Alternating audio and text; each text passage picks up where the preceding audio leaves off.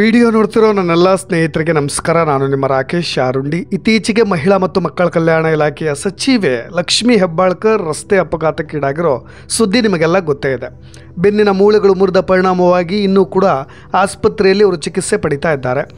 ಸಣ್ಣ ಪುಟ್ಟ ಗಾಯಗಳಾದ ಪರಿಣಾಮ ಆಸ್ಪತ್ರೆಯಲ್ಲಿ ಚೇತರಿಸಿಕೊಳ್ತಾ ಇದ್ದಾರೆ. ರಾಜಕಾರಣಿಗಳು, ಸಮಾಜದ ಗಣ್ಯರು, ಸ್ವಾಮೀಜಿಗಳು ಎಲ್ಲರೂ ಅವರ ಆರೋಗ್ಯವನ್ನು ವಿಚಾರಿಸಲಿಕ್ಕೆ ಆಸ್ಪತ್ರೆಗೆ ಭೇಟಿ ಕೂಡ ನೀಡ್ತಾ ಇದ್ದಾರೆ. ಈ ನಡುವೆ ರಾಜಕೀಯ ನಾಯಕರೊಬ್ಬರು ಗುರುತರವಾದಂಥ ಆರೋಪ ಮಾಡಿದ್ದಾರೆ. ಅದು ಕೂಡ ಅವರ ಅಪಘಾತದ ಬಗ್ಗೆ ಸಂಶಯವನ್ನು ವ್ಯಕ್ತಪಡಿಸಿದ್ದಲ್ಲದೆ ಆ ಕಾರಲ್ಲಿ ಲಕ್ಷ ಹಣ ಬ್ಲ್ಯಾಕ್ ಮನಿಯನ್ನು ತೆಗೆದುಕೊಂಡು ಹೋಗಲಾಗ್ತಿತ್ತು ಅನ್ನೋ ಮಾಹಿತಿಯನ್ನು ಕೂಡ ಹೊರಹಾಕಿದ್ದಾರೆ. ಯಾರು ಈ ಮಾತನ್ನು ಹೇಳಿದ್ದು ಅನ್ನೋದ್ರ ಜೊತೆಗೆ ಈ ಅನುಮಾನ ನಿಜಾನ, ಈ ಮಾತುಗಳು ಎಷ್ಟು ಸತ್ಯ ಅನ್ನೋದ್ರ ಕುರಿತಾಗಿ ಒಂದಿಷ್ಟು ಮಾಹಿತಿಗಳನ್ನು ತಿಳಿಯೋಣ. ಒಂದು ವಾರದ ಹಿಂದೆ ಅಂದರೆ ಸಂಕ್ರಾಂತಿ ಹಬ್ಬದ ದಿನ ಜನವರಿ 14ರಂದು ಶಾಸಕಾಂಗ ಸಭೆಯನ್ನು ಮುಗಿಸಿ ಬೆಳಗಾವಿಗೆ ಸಹೋದರರಾದಂಥ ಚನ್ನರಾಜು ಹಟ್ಟಿವಳಿ ಜೊತೆ ಬೆಳಗಾವಿಗೆ ಕಾರ್ನಲ್ಲಿ ಟ್ರಾವೆಲ್ ಮಾಡ್ತಾಯಿದ್ರು.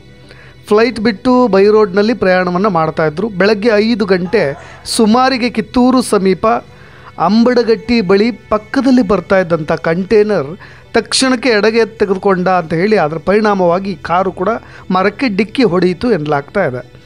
ಅದರ ಪರಿಣಾಮವಾಗಿ ಕಾರ್ ಅಪಘಾತ ಆಯಿತು. ಲಕ್ಷ್ಮೀ ಹೆಬ್ಬಾಳ್ಕರ್ ಅವರನ್ನ ಆಸ್ಪತ್ರೆಗೆ ದಾಖಲು ಮಾಡಲಾಯಿತು.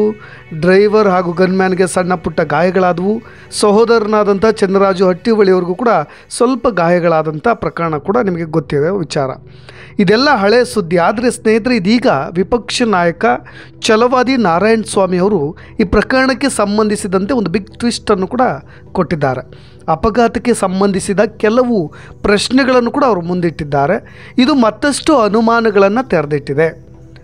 ಸ್ನೇಹಿತರೆ, BJP ಕಚೇರಿಯಲ್ಲಿ ಮಾತನಾಡಿದಂಥ ಛಲವಾದಿ ನಾರಾಯಣ ಸ್ವಾಮಿ ಬಹಳಷ್ಟು ದೊಡ್ಡ ಮೊತ್ತದ ಹಣವನ್ನು ಆ ಕಾರಿನಲ್ಲಿ ಸಾಗಿಸಲಾಗ್ತಾ ಇತ್ತು ಅನ್ನೋ ಆರೋಪ ಮಾಡಿರೋದು.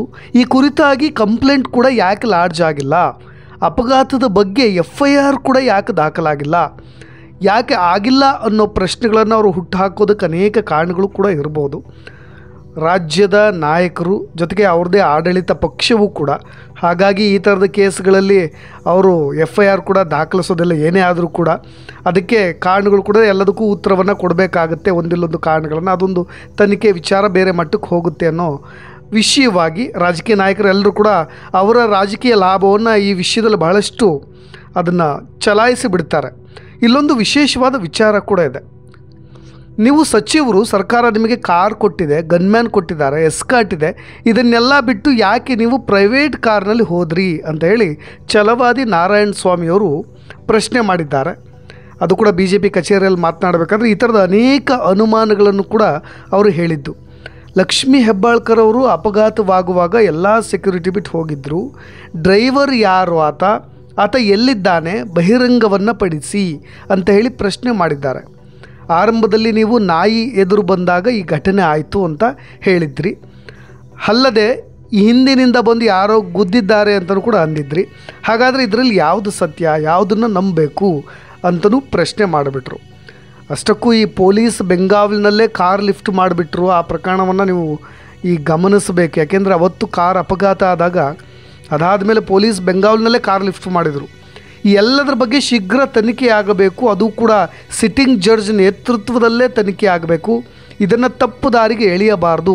ಅದರಲ್ಲಿ ಯಾರೆಲ್ಲ ಪ್ರಯಾಣ ಮಾಡ್ತಾಯಿದ್ರು ಅವ್ರನ್ನ ಮಂಪರು ಪರೀಕ್ಷೆಗೂ ಕೂಡ ಒಳಪಡಿಸಬೇಕು ಅಂತ ಛಲವಾದಿ ನಾರಾಯಣ ಸ್ವಾಮಿಯವರು ಆಗ್ರಹ ಮಾಡಿದ್ದು. ಇನ್ನು ಕಾರ್ನಲ್ಲಿ ದೊಡ್ಡ ಮೊತ್ತದ ಬ್ಯಾಗ್ ಇತ್ತು, ಅದನ್ನು ಕೂಡ ಮಹಜರು ಮಾಡಿಲ್ಲ. ಯಾಕೆ ಪೊಲೀಸ್ನವ್ರಿಗೆ ಇಷ್ಟು ಅಧಿಕಾರವಿರಲಿಲ್ವಾ ಅಂತಲೂ ಕೂಡ ಪ್ರಶ್ನೆ ಮಾಡಿದ್ದಾರೆ. ಘಟನೆ ನಡೆದಿದ್ದು ಹೇಗೆ ಅನ್ನೋ ಸತ್ಯ ನಿಮಗೆಲ್ರಿಗೂ ಕೂಡ ಗೊತ್ತಿದೆ. ಆದರೆ ಆ ಕಾರ್ನಲ್ಲಿದ್ದಂಥ ಹಣವನ್ನು ಎಲ್ಲಿಗೆ ತೆಗೆದುಕೊಂಡ ಹೋಗ್ತಾ ಇದ್ರು ಅನ್ನೋದು ಮಾತ್ರ ಇನ್ನೂ ಕೂಡ ಸಂಶಯಾಸ್ಪದವಾಗಿ ಉಳಿದು ಬಿಟ್ಟಿದೆ ಅಂತ ಹೇಳಿ ಅವರು ಮಾಡಿರೋ ಆರೋಪ. ಇನ್ನು ಇದರ ಜೊತೆಗೆ TP ಅಂದರೆ ಟ್ರಾವೆಲ್ ಪ್ರೋಗ್ರಾಮ್ ಇಲ್ಲದೆ ಯಾವ ಸಚಿವೆಯಾಗಲಿ ರಾಜಕೀಯ ನಾಯಕರಾಗಲಿ ಪ್ರಯಾಣ ಮಾಡೋದಿಲ್ಲ. ಅದು ಆಡಳಿತಾರೂಢ ಪಕ್ಷದಲ್ಲಿ.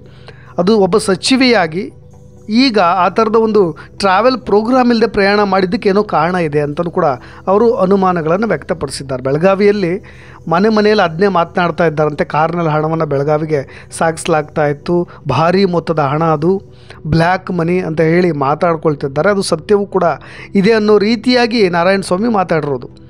ಈ ಅಪಘಾತ ಆದ ನಂತರ ಕಾರ್ನಲ್ಲಿದ್ದವ್ರನ್ನ ಇನ್ನೊಂದು ಕಾರಿಗೆ ಶಿಫ್ಟ್ ಮಾಡಿ ಕರ್ಕೊಂಡು ಹೋಗಿಬಿಟ್ರಂತ. ಅವರು ಹೇಳೋ ರೀತಿಯಾಗಿ, ಲಕ್ಷ್ಮೀ ಹೆಬ್ಬಾಳ್ಕರ್ ಹೇಳೋ ರೀತಿಯಾಗಿ ಕಾರ್ನಲ್ಲಿ ಗನ್ಮ್ಯಾನು ಕೂಡ ಇದ್ದರು, ಡ್ರೈವರ್ ಅವ್ರು ಮುಂದೆ ಕೂತಿದ್ರು, ನಾನು ಮತ್ತು ನನ್ನ ಸಹೋದರ ಹಟ್ಟಿಹೊಳಿಯವರು ಅವ್ರು ಹಿಂದೆ ಕೂತಿದ್ವಿ ಅಂತ ಅವ್ರು ಹೇಳೋ ರೀತಿ. ಆದರೆ ಅಪಘಾತ ಆದ ನಂತರ ಕಾರ್ನಲ್ಲಿದ್ದವ್ರನ್ನ ಇನ್ನೊಂದು ಕಾರಿಗೆ ಶಿಫ್ಟ್ ಮಾಡಿ ಯಾರು ಅಂತ ಬಹಿರಂಗಪಡಿಸದೆ ಕರ್ಕೊಂಡು ಹೋಗ್ಬಿಟ್ರಂತೆ. ಅದರಲ್ಲಿ ಯಾರ್ಯಾರು ಇದ್ದರು ಅನ್ನೋ ರೀತಿಯಾದಂಥ ಅನುಮಾನಗಳು. ಅಪಘಾತವಾಗಿದ್ದಂಥ ಕಾರಿನ ಬಳಿ ಯಾರನ್ನೂ ಕೂಡ ಹೋಗ್ಲಿಕ್ಕೆ ಬಿಡಲಿಲ್ಲ. ಬದಲಿಗೆ ದೂರನ್ನು ಕೂಡ ದಾಖಲು ಮಾಡದೆ ಆ ಕಾರನ್ನ ಲಿಫ್ಟ್ ಮಾಡಿ ಪೊಲೀಸ್ ಭದ್ರತೆಯೊಂದಿಗೆ ತೆಗೆದುಕೊಂಡು ಹೋಗಲಾಯಿತು ಅಂತಲೂ ಆರೋಪ ಮಾಡಿದ್ದಾರೆ. ಈ ಮುಖ್ಯಮಂತ್ರಿಗಳು ಪ್ರತಿನಿತ್ಯ ಉಡಾಫೆ ಉತ್ತರ ಕೊಡೋದನ್ನು ಬಿಡಬೇಕು. ಗೃಹ ಮಂತ್ರಿಗಳಿಗೂ ಅದೇ ರೀತಿಯಾದಂಥ ಉತ್ತರವನ್ನು ಕೊಡ್ತಾ ಇದ್ದಾರೆ ಬಿಡಿ. ಇದು ಛಲವಾದಿ ನಾರಾಯಣ ಸ್ವಾಮಿ ಅವರ ಆರೋಪ ಮಾತ್ರ ಅಲ್ಲ.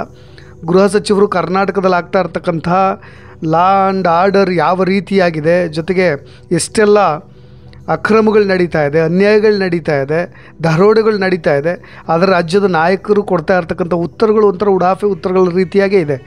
ಇನ್ನೂ ಈ ಛಲವಾದಿ ನಾರಾಯಣ ಸ್ವಾಮಿ ಅವರು ದಿನಕ್ಕೆ 10 ಕರೆಗಳು ನಮಗೆ ಬರ್ತಾ ಇದ್ದಾವೆ, ಕಾರಲ್ಲಿ ಅಕ್ರಮ ಹಣ ಸಾಗಿಸಲಾಗ್ತಾ ಇತ್ತು ಅನ್ನೋ ಆರೋಪ ನಮಗೆ ಕೇಳಿ ಬರ್ತಾ ಇರೋದು. ಇದಕ್ಕೆ ಸರ್ಕಾರ ಶೀಘ್ರವಾಗಿ ಉತ್ತರಿಸಿ ಅಂತ ಹೇಳಿ ಕೂಡ ಹೇಳಿರೋದು. ಸ್ನೇಹಿತರು, ರಾಜಕೀಯ ಅಂದರೆ ಒಬ್ರಿಗೊಬ್ಬರು ಆರೋಪ ಪ್ರತ್ಯಾರೋಪ, ಇವ್ರ ಕಾಲ ಅವ್ರು ಎಳೆಯೋದು, ಅವ್ರ ಕಾಲನ್ನು ಇವ್ರು ಎಳೆಯೋದು, ಸಮಯ ವ್ಯರ್ಥ ಮಾಡ್ತಾನೆ ಇರ್ತಾರೆ. ಆದರೆ ಈ ಪ್ರಕರಣವನ್ನು ನಾವು ಕೂಡ ಸೂಕ್ಷ್ಮವಾಗಿ ಗಮನಿಸಿದಾಗ ಅಂತಹ ಅನೇಕ ಪ್ರಶ್ನೆಗಳು ಸಹಜವಾಗಿ ಹುಟ್ಟುತ್ತವೆ. ಇಲ್ಲಿಯವರೆಗೂ ಡ್ರೈವರ್ ಎಲ್ಲಿದ್ದಾನೆ, ಆತ ಮಾಧ್ಯಮಗಳೆದುರು ಬಹಿರಂಗವಾಗಿ ಹೇಳಿಕೆ ಕೂಡ ಕೊಟ್ಟಿಲ್ಲ. ಇನ್ನು ಅಷ್ಟು ಆತುರವಾಗಿ ಅಪಘಾತದ ಕಾರನ್ನ ಶಿಫ್ಟ್ ಮಾಡೋ ಅಗತ್ಯವೂ ಕೂಡ ಇರಲಿಲ್ಲ. ಇನ್ನು ಈ ಲಕ್ಷ್ಮೀ ಹೆಬ್ಬಾಳ್ಕರ್ಗೆ ವಿಮಾನದ ಸೌಲಭ್ಯ ಇತ್ತು, ಅದರಲ್ಲಿ ಯಾಕೆ ಹೋಗಲಿಲ್ಲ, ಅಲ್ಲಿ ಎಲ್ಲದಕ್ಕೂ ಕೂಡ ಲೆಕ್ಕ ಕೊಡಬೇಕು ಅಂತನೋ ಅದು ಒಂದು ಗುಮಾನಿ. ಇನ್ನೊಂದು ಕಡೆ ವಿಮಾನದ ಟಿಕೆಟ್ ಲಭ್ಯವಾಗಲಿಲ್ಲ ಅನ್ನೋ ಮಾತುಗಳು ಕೂಡ ಹಲವು ಶಂಕೆಯನ್ನು ಕೂಡ ವ್ಯಕ್ತಪಡಿಸುತ್ತೆ. ಒಂದು ಬಾರಿ ಅವರೇ ಹೇಳೋ ರೀತಿಯಾಗಿ ಕಂಟೈನರ್ ಡ್ರೈವರ್ ಬೇಕಂತಲೇ ಎಡಕ್ಕೆ ತಿರುಗಿಸಿ ಕಾರಿಗೆ ಗುದ್ದಿ ಮುಂದೆ ಹೋದ, ಅಲ್ಲಿಂದ ಮತ್ತೆ ತಿರುಗಿ ನೋಡೋದ ಅನ್ನೋ ಮಾತುಗಳು ಕೇಳಿಬಂದವು. ಉದ್ದೇಶಪೂರ್ವಕವಾಗಿ ಲಕ್ಷ್ಮೀ ಹೆಬ್ಬಾಳ್ಕರ್ ಅವ್ರನ್ನ ಮುಗಿಸೋಕೆ ಸಂಚು ಅನ್ನೋ ಅನುಮಾನಗಳು ಕೂಡ ವ್ಯಕ್ತವಾದವು.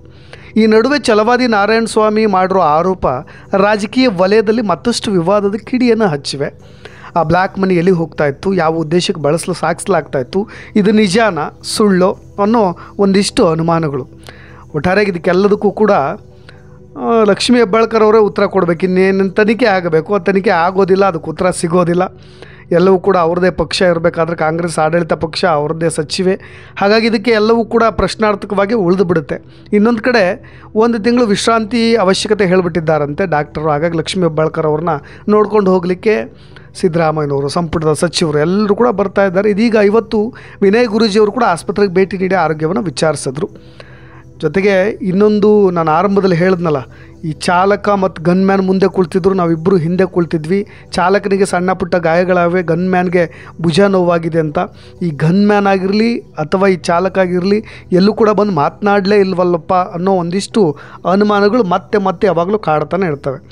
ಈ ಕುರಿತಾಗಿ ನಿಮ್ಮ ಅಭಿಪ್ರಾಯ ಏನಿದೆ ಅಂತ ತಿಳಿಸಿ ಅಂತ ಹೇಳ್ತಾ ಇನ್ನಷ್ಟು ಸುದ್ದಿಗಳೊಂದಿಗೆ ಮತ್ತೆ ಬರ್ತೀನಿ. ಧನ್ಯವಾದ.